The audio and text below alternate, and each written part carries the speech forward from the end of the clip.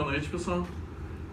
Eu vou falar sobre a minha experiência um pouco incomum de desenvolver um plugin para o Xcode. Foi uma coisa que eu fiz mês passado. Apesar de ser uma coisa simples, eu achei legal falar um pouco disso, porque não é uma coisa que a gente vê todo dia, né? Então, meu nome é Marcelo Fabre, eu sou de Campinas.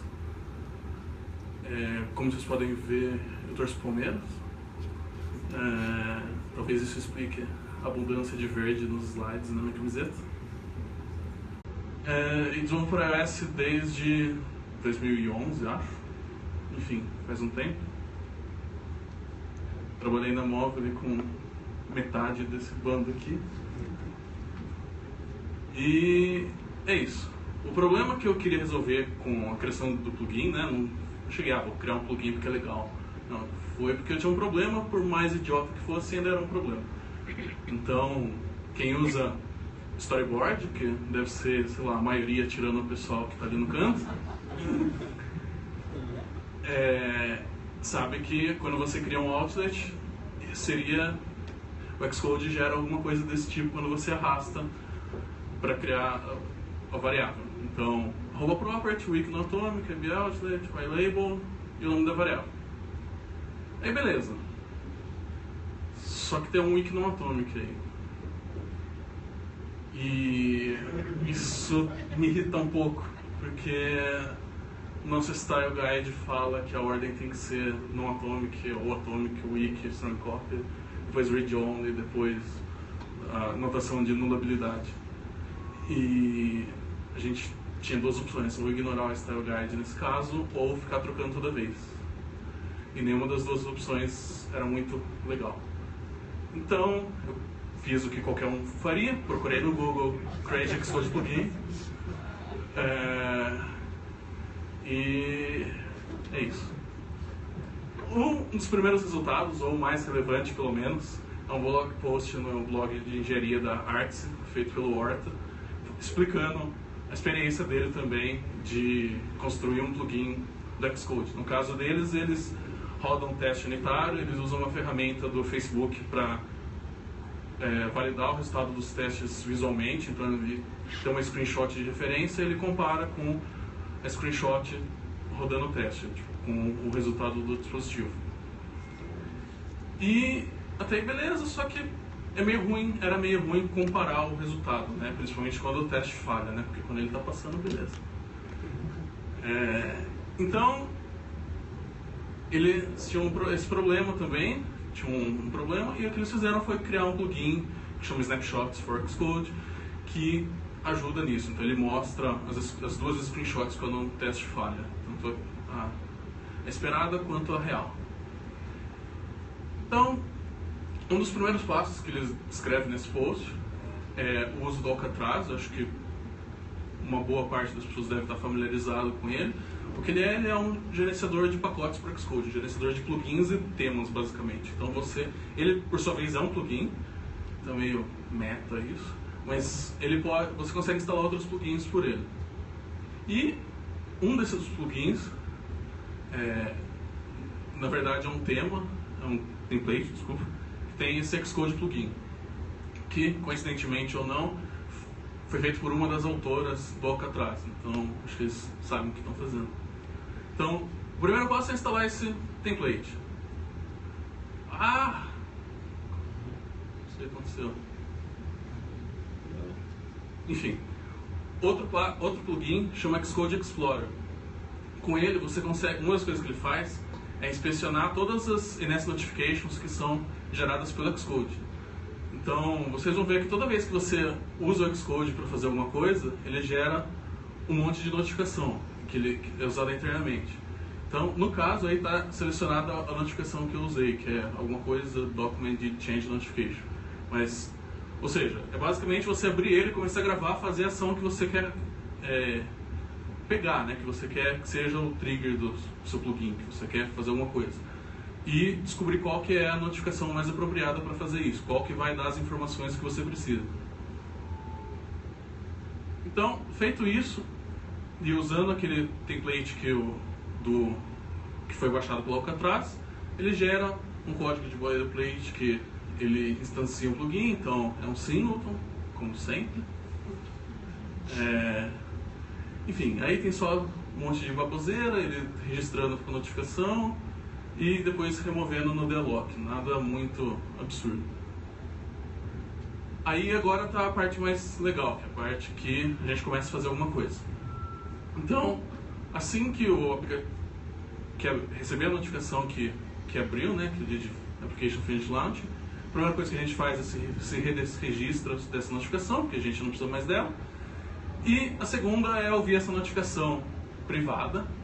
Então a gente usa uma string, porque não tem constante definida, que chama IDE Jitter Document Change Notification. Aí ela chama um método, que por sua vez tem um user info também com chaves privadas, tudo sem documentação. Então são coisas bem divertidas. E nesse caso eu vejo, tem lá, usando o debugger do Xcode, porque o que esse template gera? Ele gera um projeto, que é o projeto do seu plugin. Quando você dá build no projeto, em vez de, sei lá, rodar o simulador, ele abre outra instância do Xcode com o debugger atachado. Então você consegue debugar o Xcode. É uma coisa super legal, assim, que funciona bem. Aí você edita uma coisa num Xcode achando que está no outro, é legal. Enfim, aí tem um monte de baboseira. No fim, o que eu quero pegar é ali a URL do documento que eu estou editando. Veja se é um NS null, né? Porque sei lá, nunca se sabe. E depois eu pego o character range, que é para ser um NS range. Eu vejo se o length é 0 ou se a location é NS not found, que isso indica um NS range inválido. Não que isso seja o suficiente, como vocês vão ver daqui a pouco. Eu vejo um response selector para ver se é uma classe. Se tem um método que eu sei que uma classe privada do Xcode tem, que é essa classe IDE Source Code Document. Chamo esse text storage também, método privado, óbvio. E tem um try catch aí, por que não? Porque esse método tributa de substring from range aparentemente lança exceções. Descobri isso da pior maneira possível, com o César reclamando, no caso. Enfim, e um try catch, porque melhor do que matar o Xcode, porque o Xcode já dá crash suficiente. Por sua vez, aí, com a substring, que de fato essa é a string que teve alteração no código, eu tenho um dicionário constante que são as coisas que vão ser substituídas, então são só duas coisas, arroba property weak no atomic vai virar no atomic weak, strong no atomic vai virar no atomic strong. Eu percorro as coisas que foi criado, aquele mapping, aquele dicionário, e vejo e vou substituindo, também chamando esses métodos do text storage, que também é uma classe privada, e são métodos privados. Especialmente esse método replace characters in range with substring with undo manager, além dele ser privado, ele tem um azar de nenhuma outra classe pública ter o mesmo nome de método. Então os outros métodos, como é tudo ID, mesmo que tenha alguma classe que tenha aquele método, beleza, ele compila, ele deixa, porque ele sabe que é um selector válido. Essa daí, ele dá erro de compilação porque tem uma flag lá introduzida em alguma versão que você não pode chamar métodos que não estão definidos em lugar nenhum. Então esse método é privado e nada declara isso. Aí o que a gente faz? Dá um dibbler. No caso, a gente cria uma category, declarando inclusive a classe que é a do Xcode, DVT text storage, só declarando esse método, que recebe uma struct underline NSRange, porque é o que recebe, e 2 IDs, porque também IDs. Enfim, a gente conseguiu fazer várias coisas, conseguiu usar notificações não documentadas, classes privadas, try-catch, coisas que eu não recomendo que vocês usem nunca na vida, mas pelo menos ficamos livres do Matt Swizzling, para a felicidade do Guilherme. E o resultado final é esse. Então você digita e funciona, tá vendo? Ele substituiu lá. Então, finalmente estamos felizes, porque estamos seguindo o Style Guide nosso. Então o resultado pode ser visto nesse repositório, um plugin chamado IBOutLint, foi ideia do Léo, inclusive, obrigado. E tem o último passo, que seria incluir no Alcatraz, né? Que como ele era um gerenciador de plugins, seria legal se esse plugin estivesse lá. O jeito que é feito isso é um jeito bem arcaico. Você faz um fork do repositório de specs dele, né? Como era no CocoaPods antigamente, edita um JSON, colocando as informações e faz uma pull request. E é isso, deu certo. Então, alguns conselhos, se vocês por algum motivo quiserem fazer um plugin, é evitar Matt Swisney. Até se você não for fazer um plugin, evitar Matt Swisney. Muitos desses plugins são open source, então é uma boa ideia ver eles, porque talvez eles façam alguma coisa que você queira ou parecida. Tem no GitHub esse Xcode Runtime Headers, que é tipo uma compilação com todos os headers, incluindo privados, que o Xcode tem. Então é um bom lugar para você descobrir métodos que você não devia estar chamando. E se algum plugin não funcionar, pode ser por causa do UID do Xcode. Desde o Xcode 6, eu acho, a Apple exige que num plugin você declare todos os UIDs do Xcode. Então cada versão do Xcode, tipo uma 7.2, 7.1, cada um deles tem um UID associado. E você tem que manualmente registrar no seu plugin, tipo, deixar explícito que você suporta essa versão. Para uma tentativa assim, meio desesperada da Apple de falar pra galera, calma lá, não usa tanto plugin assim. Então eu tive que mudar isso, por exemplo, para funcionar aquele Xcode Explorer funcionar, porque ele não estava com o ID do Xcode mais atual lá. Então, talvez seja isso. E um jeito de descobrir isso é no console.app, né, que ele mostra todas as mensagens dos aplicativos. E é isso. Aí tem meu e-mail e meu Twitter, foi uma palestra rápida. Só um momento jabá. Como o Thales falou, não sabia se o Thales ia falar ou não, então eu coloquei também. Hoje a gente começou o Equinócios, esse é o domínio dele. Eu fui convidado obrigado a escrever o primeiro artigo. Então eu escrevi, tá lá. Se vocês curtirem ou não curtirem, por favor, falem comigo. E é isso. Alguma pergunta? Dúvida? Então, se quando tem um crash um plugin, ele roda em outro processo ou ele quebra o seu Xcode? É o Xcode. Lógico.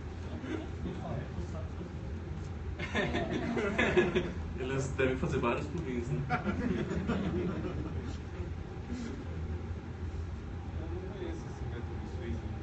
O que é Matt Swisney? Continua assim.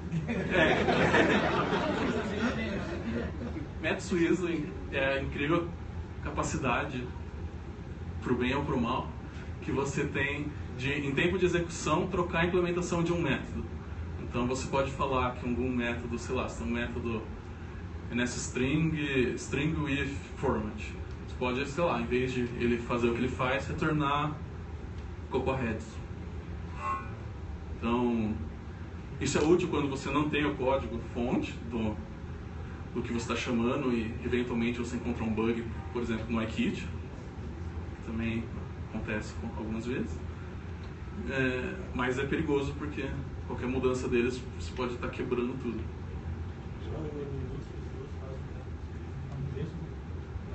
Tem isso também. Várias pessoas querendo ser espertas ao mesmo tempo.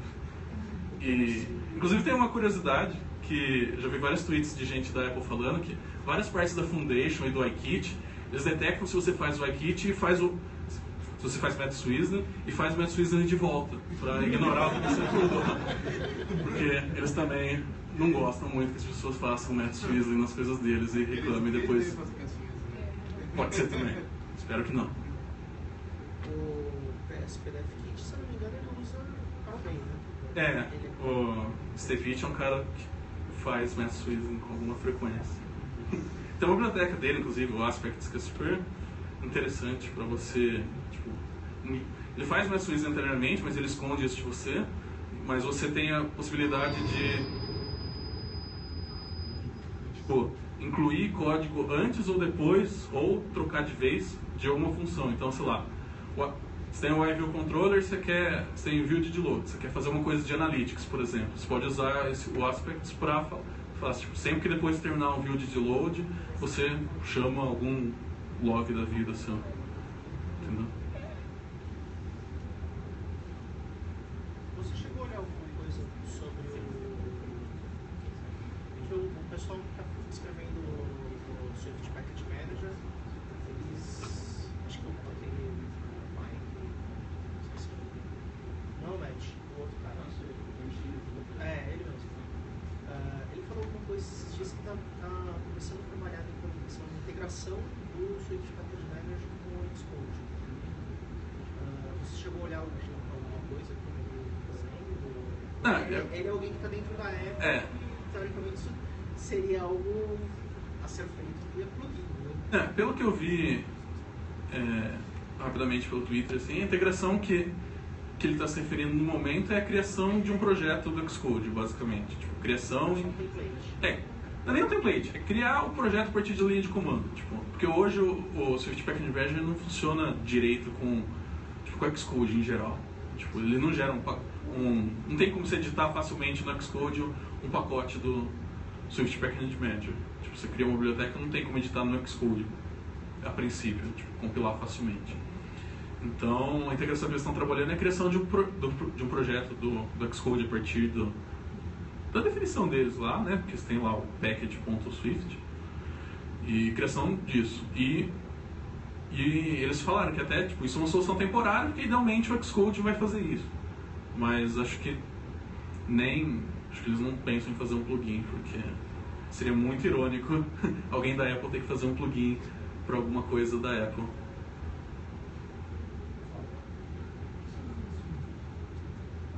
Porque eu não fiz em Swift? O plugin ou porque o que o plugin troca?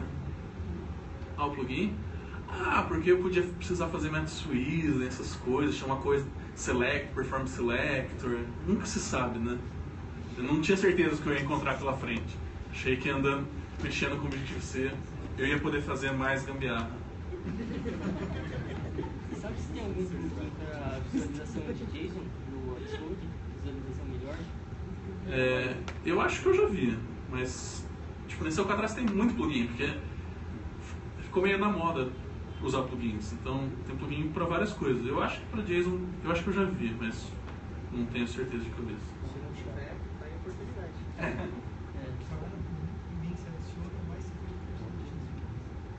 Tem isso também. Principalmente se eles fizerem método Swiss, então, tem que tomar cuidado. Teve um patch no Xcode 7.3 que eu tive que demover todos os plugins para não abrir. O Xcode morria, demover inclusive. Precisa tomar cuidado com usar plugin e não ficar...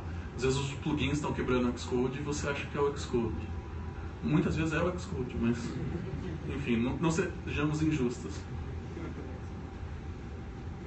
Alguém tem mais uma pergunta?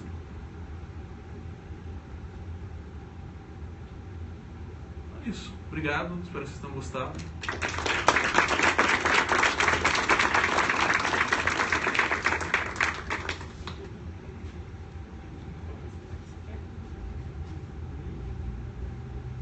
Palavrinhas finais. Ainda tem bastante comida ali, se alguém quiser. Como eu disse no começo, o evento é mensal. Deve ter um outro agora no dia 29, provavelmente. Acho que é a última terça-feira do mês. Foi só uma coincidência acontecer na primeira semana. Fevereiro foi mais curto, março é mais longo. E todos estão convidados. Acompanhem o Equinócios. Deve acontecer, o ideal é que sejam 2 vezes por ano. Tem ainda o Equinócio em setembro. E aí, quem quiser, está convidado também para participar, escrever um artigo para o próximo. Todo mundo convidado para o Slack do SDevBR, iosdevbr.heroku.com, tem um auto-invite. E é isso, obrigadão para todo mundo. Obrigado, bom, o professor não está aí. Tá ali, voltou. Obrigado, professor, pelo convite de novo. Obrigado, pessoal da IBM, por palestrar, ao Fabri e ao Ricardo, que foi embora, então já era. É isso aí. Até mais, pessoal.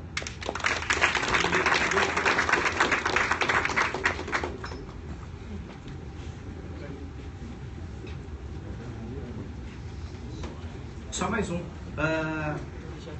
O John vai fazer o sorteio depois dos livros, dos pacotes. Obrigado pelos prêmios.